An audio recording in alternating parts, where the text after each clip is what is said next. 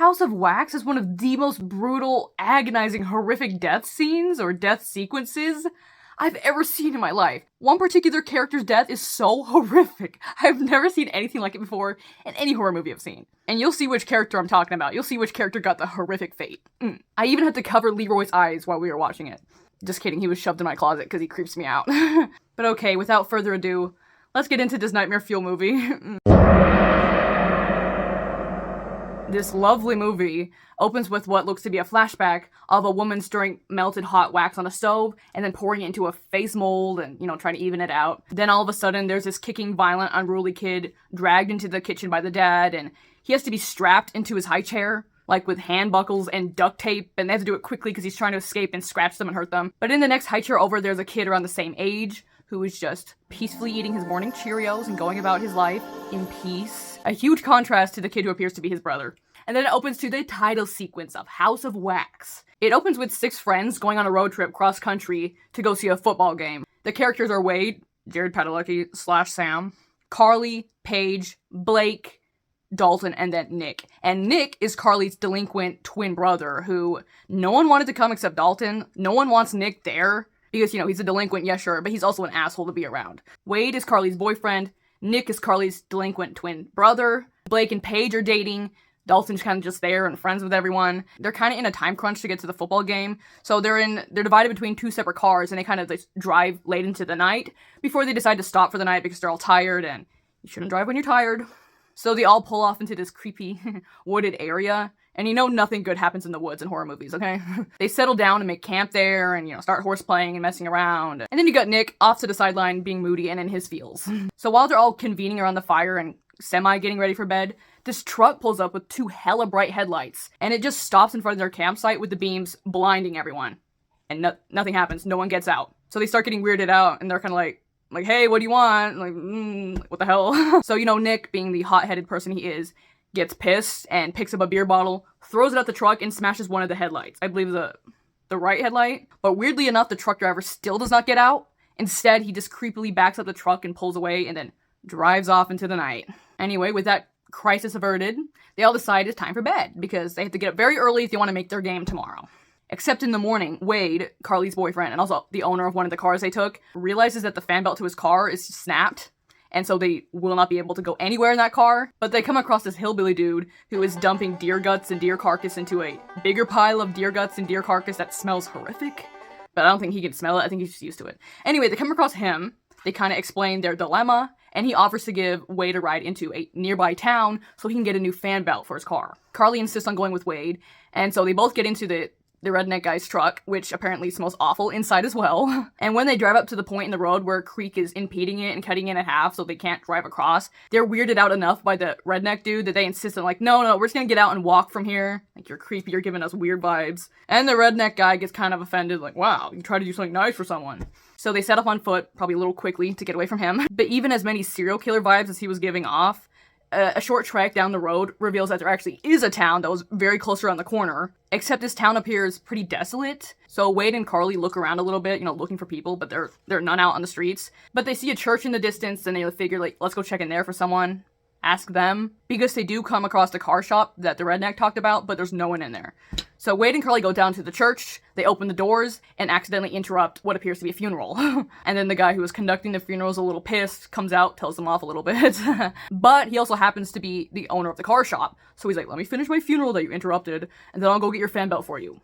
Gosh. So while Wade and Carly wait for the guy to finish up the funeral, they look around the town, and Wade, in his true dorky nature, I guess, he sees a building called House of Wax. So it's obviously a wax exhibit, and he kind of is like, ooh, let's look in here.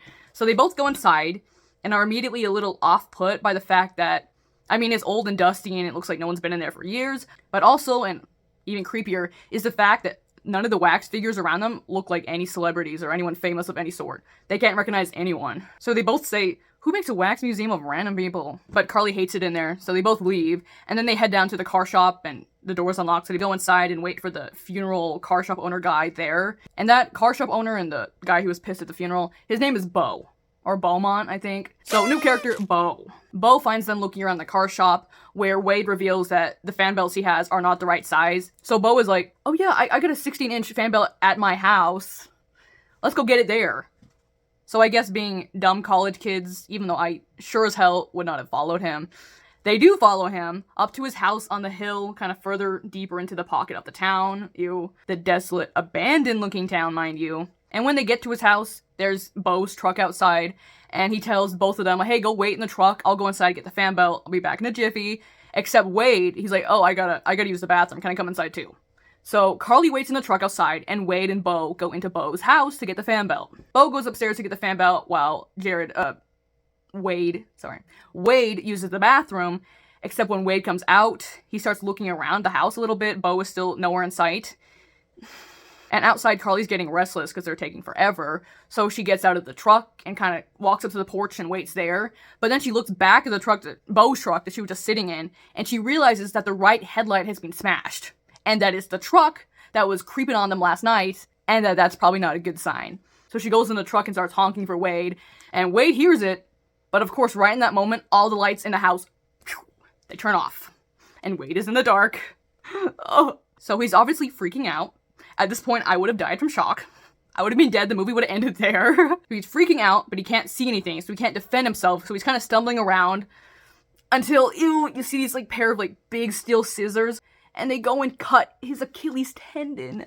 The Achilles tendon! So Wade is obviously in terrible pain and falls to the floor, because, you can't walk with that. And then the person who cut his tendon, we don't really see him, we just kind of see his actions. He cuts or stabs Wade in the chest, and then he stomps him out. Boot to Wade's face. So Wade gets knocked unconscious. And this is pretty much where it goes even more downhill for Wade. If you thought this was the worst for Wade, you will be stunned. But since Carly and Wade are taking so long, the people back at camp are getting kind of antsy, oh, we're gonna be late for our game, ooh. So Dalton and Nick being Carly's twin brother, they take one of the cars and then head down to where the redneck guy said he took them. Back in the lovely town of Ambrose, Carly's still outside, getting really worried because Wade and Beau have not come out of the house yet, so she tries to call Paige, who's back at the camp, except Paige does not pick up. So Carly leaves one of the friends at the campground a voice message saying, we've encountered the guy with the truck from last night, this is really weird, things are off, I think we need help. But right then, Beau comes out of the house with a toolkit with all the car stuff, the car tools, acting all professional. But of course she's not buying it anymore and is freaked the hell out. So she's like, where the hell is Wade? He hasn't come out yet? Guess he's in the bathroom still. Thankfully, she does not buy that, so she gets back in the car, locks the doors. Beau is now obviously aware that she's aware of the situation, or at the very least, he knows that she knows that something's wrong. So he's pissed and he wants her out of the car. He smashes his own truck's window and tries to grab her, but she puts the car in reverse while she's on, the ground, which would be scary because you can't see anything. She puts the car in reverse, slams on the gas, and books it backwards, and Beau is still straddling, hanging on to the side of the truck, but the truck ends up getting stuck over the side of, a ramp or bridge. So she obviously can't drive anymore, and now Beau is pissed. But she manages to get through the back window of the truck, and escapes Beau, and manages to evade him for the time being. But back in Beau's house, or underneath Beau's house, you see unconscious Wade getting dragged by this giant, creepy, masked man. And by mask, it looks like it's made of wax, because, just on theme, I guess. So this huge, burly, masked man with these flowing black locks of hair, he drags Wade through these creepy underground tunnels that, obviously connect to the house, and who knows where else. You'll see where else. And then he has Wade, who's still unconscious, on the table, and then gives him a shot of what I assume something that paralyzes him. So Wade is laying on this kind of medical-looking table in this creepy, dimly lit basement, cellar, hellscape, and the madman cuts off his shirt, sews up the wounds he inflicted on Wade, and Wade is feeling everything. He's just kind of paralyzed, so he's kind of moaning and grumbling in pain. And then adding to that pain factor, the madman puts wax, again, more wax, but facial wax, hair wax, all over Wade's face, on all his facial hair, which is a little goatee going on, and, eyebrows and eyelashes. And then he puts this little, cloth on over the wax, and then whoosh, waxes all the hair off of Wade's face. Eyelashes included, and if you've ever pulled an eyelash out, that hurts like hell. That'll wake you up. So imagine having all of them in your eyebrows, and, I've never had experience waxing a beard, but that would be horrifically painful, but Wade can't even really move. But wait, there's more. Paralyzed Wade is strapped up into this chair contraption, where he's strapped into it and propped into a position, and he has this little face thing that props his eyes open and keeps his face still. It looks like such a torture device. But then guess what the psycho guy does? He turns this handle that shoots hot, steaming, melted wax all over Wade, and Wade is he can't really move, but he's internally screaming, or He can't open his mouth, but he's screaming, and it's burning the hell out of him and coating all over him. Then back to Carly, who is still outside running from Beau. So there's obviously two different madmen in this town, because Beau and then the mystery masked man, who is a psycho. Trying to run away and find help, Carly runs back to the church, where she saw the service happening earlier. Except when she goes inside the church, she realizes that all the people she saw from earlier in the day, they're all wax figurines, just sitting in the pews, attending a funeral. But then Beau catches up to her, and she tries to hide under the robes of the clergyman. Beau finds her hiding spot, but she manages to escape him again, runs out to the street, where she's subsequently tackled and taken down by Beau. Beau takes Carly back to his house and goes down to some cellar, kind of like it's under the sewer grate. It's not the same place that Wade was taken, mind you. And she's thrown into a chair and duct taped and strapped in, and he gets some glue and glues her mouth shut. But then he hears a car arrive above them, which is Nick and Dalton. But when Nick and Dalton arrive at the town, they geniusly decide to split up. Nick, knowing that Wade and Carly came to the town for a car part, he goes to the only car shop in town, looks in, and that's when Beau comes out like, hey. But, Nick, being naturally cynical in nature, he's immediately suspicious. Especially when he hears some, mumbling and from somewhere below them. Like, there's a sewer grate right next to their feet, and she's below that. But her mouth is glued shut, so she can't do much, and she's working her way out of the duct tape of the chair, but she still can't speak. So she sticks her fingers through the sewer grate to try and get Nick's attention. But unfortunately for Carly, Beau is the one that sees her fingers sticking up out of the grate, and he subtly goes over with one of his tools, and while he's still talking to Nick, pretends to tie his shoe, bend down to tie his shoe, and cuts off the tip of Carly's finger. But thankfully, before Nick walks away to go find Dalton and maybe leave altogether, Carly rips her lips open and then calls Nick's name. So with Beau's cover of nice casual small town guy, with his cover blown, he lunges to attack Nick, but Nick punches him in the face a couple times and runs into the store and locks Beau out, goes down to the basement, frees Carly, tries to understand what the hell is happening and where's Wade, even though Nick doesn't really like Wade. Nick doesn't like anybody, okay? Meanwhile, Dalton, who geniusly split up from Nick, Dalton makes his way over to the House of Wax to look around, because at this point, Dalton is completely unaware to what's been happening further down in the town at the car shop. So he goes into the House of Wax and looks around, and there he sees Wade sitting at a piano in the house. He gives him a brief glimpse, and it's kind of dim in there, and he's like, Wade, what are you doing? I've been looking for you. But then he realizes that Wade is not moving, and also looks quite a bit off. Except he realizes that it's a wax figure of Wade, except this wax figure moves his eyes to look at Dalton. So Dalton's like, oh my gosh, it's actually Wade, and what happened? And starts peeling the wax off from Wade's face, except he takes Wade's face with it. Ew. The skin has obviously been fused with the hot wax. Ew. And Wade can't move or speak, and there are tears of agony going down Wade's face. You think at that point you would stop trying to peel off the wax, because it's obviously attached to his skin. But he has to stop anyway, because out of nowhere, that masked psycho with the wax face comes out of nowhere and slices at Dalton, except he misses Dalton because Dalton moves, and he slices off the bottom half of Wade's jaw, and you can see his exposed teeth. And whoever wrote this hated Wade. He has the worst fate in movie history. Anyway, Dalton scurries away and tries to escape this psycho waxed face man, runs down to a cellar, except the masked man pushes Dalton down the stairs, and since Dalton is incapacitated at the bottom, the psycho guy has these two blades and whoosh, whoosh, whoosh, and cuts off Dalton's head. So back to Carly and Nick. Nick has just freed Carly, and that is when they hear a truck or a car start up and leave. So they're not sure who that is, but they're hoping it's Beau leaving. So they both exit the house and look around the town, scampering around trying to find anybody that can help them or anything, but they soon horrifically realize that the town is actually empty and abandoned of living people. It does have quite a few occupants, except they're all wax figurines. Back at the camp, it's just Paige and Blake there now, but then Blake decides to check his phone, and then he hears that panicked message from Carly I encountered the truck again with a smashed headlight, things are off, I have bad feeling. So Blake's like, oh crap, how long ago was this message sent? While Blake is out of the tent, Paige goes to sleep, or tries to go to sleep, but then this figure comes in the tent doorway, so she turns on their tent light, and to her horror, she realizes that it is not Blake. It is a creepy big man with a wax mask on his face. He attacks Paige, but she manages to escape the tent, where she kind of stumbles and falls right next to Blake, who has a knife in his neck, holding on for dear life, but she has to leave him because she's, being chased by that psycho. And she runs into this big abandoned warehouse, which is full of old, dusty, abandoned cars. Keep that in mind. And she does manage to evade him for a little bit, so she hobbles away and tries to escape and hides behind a car. And when she peers up through the window through the car to look out, she's met by a flying pole vaulted at her head that goes through her head. And believe it or not, she doesn't live. So her death was far better than Wade's. Everyone's death in the movie is far better than Wade's. What did Wade do? He was such a nice guy. Anywho, so the psycho mask guy with the wax mask, he takes Paige and Blake's bodies in the back of his car, his truck, and then goes back to that hellscape of a town. Probably to add them to his wax figurine collection. And back in said hellscape of a town, Nick and Carly are still trying to look around and find Wade and Dalton and trying to get the hell out of there. Except Wade and Dalton are very much dead. Especially Dalton, because that's... once your head's gone, I think you're kind of screwed. But they come across this hunting kind of store, which has a guy, a wax figurine of course, in the window display with holding a crossbow. I hate in horror movies when no one grabs any weapons. But Nick ain't about that business, okay?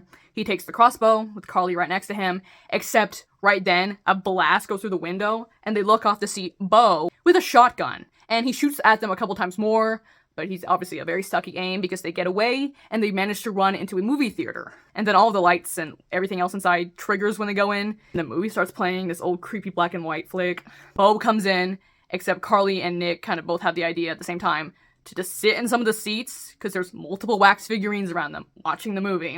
They decide to sit in the seats around these wax figures and try to blend in, because it's pretty dark in there. So Beau comes in with a shotgun and is looking for them. Unfortunately, he does spot Carly, tries to shoot at her, she ducks, and he hits the wax figurine behind her. When its head explodes from the gunshot, you can tell that there's human remains inside. Like, it looks like old, decayed brain matter. Ugh. So Nick and Carly get out from the theater.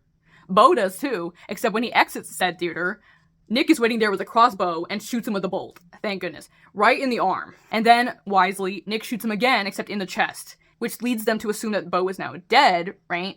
Nick and Carly go back into Beau's house to look for Wade, except, Wade is obviously not there. But as they're looking around Beau's house, they come across these articles and photos that show two conjoined baby twins. So we realize that Beau and the psycho mask man, who's named Vincent, were actually conjoined twins when they were born. And they had the surgery that separated their face, except the way they were conjoined, it was like one baby was here, and the other's face was like, it was stuck like that. So when the babies were divided, one of them had to lose most of their face. And guess which one that was? Hint, it's the one who's wearing a mask. Anywho, while Nick and Carly are still looking around Beau's house, Beau comes home because, of course, Beau is alive. They never check to see if they're dead. Never. But he doesn't know they're inside. So he goes into the kitchen and tries to remove the crossbow bolt from his arm and breaks off the one in his chest or cuts it off. Yikes. And that's when the truck pulls up with the psycho guy Vincent inside, the mask-wearing one, and he has Paige and Blake's dead bodies in the back, and Carly sees that through the window. Anywho, Nick and Carly discover a cellar trap door. They go down, and it leads to the basement experiment lab area where Wade was taken to, where they see a person strapped into the same device that, Wade was tortured in. And this person is, seated in a chair, all strapped in with all the devices in, and they're covered in wax. But then Nick sees Dalton's red cap on a table right by it, so he's like, oh crap, I think I know who this is. So he, tries to finagle the device off Dalton's head, but then subsequently rips Dalton's head off. Which, was already cut off beforehand, but it was, I guess, attached by the wax. So that's horrific. But stupidly, as Nick's looking for a light, because one of the tunnels is really dark, he flicks on a bunch of power switches, which control the whole town. So the whole town lights are flickering on and off. And Beau sees this. Beau and Vincent see it. And they obviously, since they own the town, I guess, or have taken over the town, they obviously know where the power switch is located. So now they know where Nick and Carly are. Nice one, Nick. So Vincent, the masked one, goes down to the cellar, starts fighting Nick. Carly tries to help a little bit, but Vincent's a big dude. He's a big dude. Vincent and Nick are brawling it out, but Nick and Carly manage to get to the other side of a grate, and there's this huge bubbling fiery pot of molten wax, and Nick pulls a lever that pulls it down, so he unleashes this huge stream of molten fire. Vincent's on the other side of it, so Nick and Carly can escape. Except the tunnel they take leads up into the House of Wax. Beau's house and the House of Wax seem to be connected by basements. Probably the whole town. Except this fire gets out of hand and it kind of spreads around the entire basement. Which, this part of it is directly under the House of Wax. The house made of wax. You see where this is going.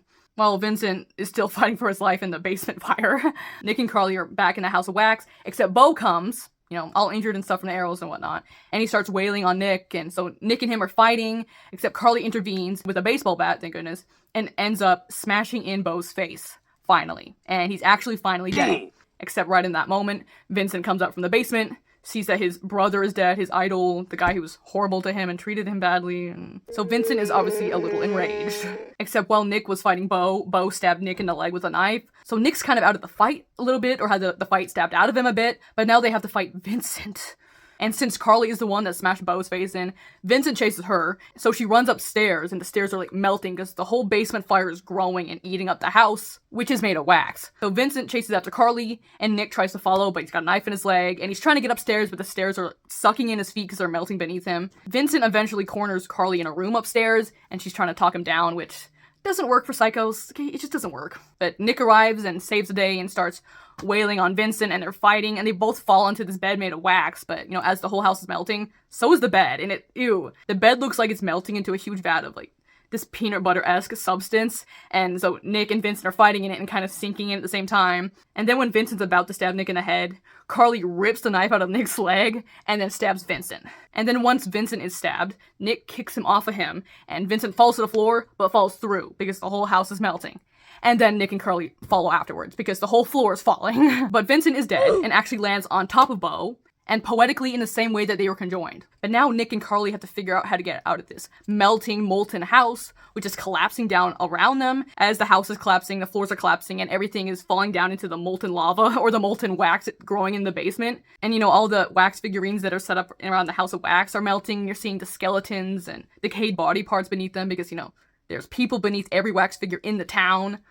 And there are a lot of wax figures, so that's saying something. And you remember the abandoned warehouse that Paige ran into that was full of cars? That's where they put all the cars belonging to the tourists that fatefully stopped by the town. About to drown in a house of molten wax, Carly realizes that the walls are also made of wax, and so her and Nick start furiously clawing through the walls and digging their way through the wax. But they're still pretty high up in the house, like they're not on the ground floor, so they manage to claw out through the sign on front of the house of wax. And since the whole house is melting in on itself and everything is collapsing and sliding everywhere, the huge title or sign that says House of Wax, which is, you know, made of wax, starts slipping and sliding down slowly though, kind of like an elevator from hell. So they're kind of slowly and gently brought to the ground, which I guess is the one stroke of luck that's happened to them this whole entire horrible night. They scramble out of it, get some distance between them and the burning house, and then just kind of collapse and then watch the house crumble in on itself. Probably relieved as all living hell. It cuts to daylight the next day, and there's a bunch of ambulances and policemen and firemen there because they were alerted by the sky-high billowing smoke coming from the burnt-down house of wax. So Nick and Carly are saved. So Nick and Carly, the brother and sister, the twins, they're the only ones out of the 6 friends to escape that horrible place. And the actual evil twins, Bo and Vincent, both ended up dying. Thank goodness. Right as Nick and Carly are driven back to civilization in the back of an ambulance, you see an officer get a radio call, and the person on the other end is saying to the officer, "Be advised, there's not just 2 brothers, there's 3. And then right then, as Nick and Carly look out the back window of the ambulance, they drive by that redneck guy from the beginning of the movie, who's kind of wavy at them like, "Hey." So that is the 3rd brother. So he is involved, which, I mean, was kind of obvious from the start, really, but it's confirmed. But, you know, Nick and Carly aren't aware of his involvement. And the ambulance with them in it drives right on by and takes them away. Far away, hopefully. What a horrible night of events. Oh my gosh. So yeah, that was horrific. That was horrific. I feel so bad for Wade. And his death was so horrific. Like, did they have to go that far? The writers hated Wade. They wanted to put Wade through everything. They put Wade through it. Because sure, the deaths of his other friends weren't great, but they were nothing close to his. But this movie was actually pretty good. We were stressed the whole time. And I recommend for you to go and watch it. But if I see any of you simping for Bo or Vincent, you've been warned.